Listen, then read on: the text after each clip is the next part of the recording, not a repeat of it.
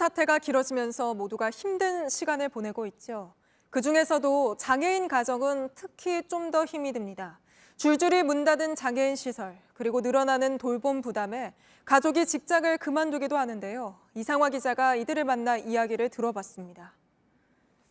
우리 아들. 장성한 아들과 그렇지. 광장을 걷습니다. 남들에겐 가벼운 산책, 하지만 엄마와 아들에게는 필사적 재활치료입니다.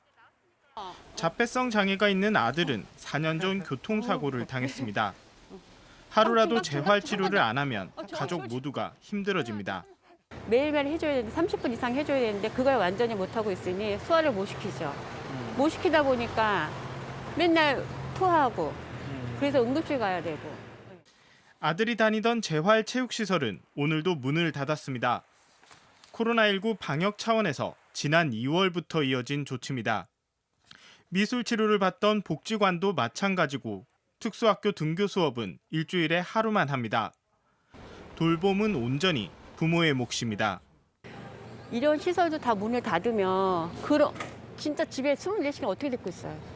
정말 이게 길게 가면 발달장애 자녀를 둔 A씨도 거의 같은 상황입니다. 아들을 돌볼 방법을 찾던 남편은 지난 5월 일을 그만뒀습니다. 한 달만이라도 좀 봐주실 수 있냐 그랬더니 지금 코로나 때문에 입소를 안 받는데요. 아빠가 결국은 직장을 그만두고. 당장 생계가 걱정입니다. 기대했던 실업급여는 못 받게 됐습니다. 고용노동부에다가 물어봤는데 해당되는 항목이 없는 거예요. 그래서 어떻게 해서라도 우리 부부가 해결하려고 달려왔는데 지금 이런 상황에서 정말 도움이 간절히 필요한데 사회 안전망이 이들에게 제대로 작동하지 않는 겁니다. 지난 3월과 6월 제주와 광주에서 발달장애아를 둔 가족이 극단적 선택을 했습니다. 모두 사회복지시설이 문을 닫자 가정 돌봄을 하던 중이었습니다. 경고음을 냈지만 변한 건 없습니다.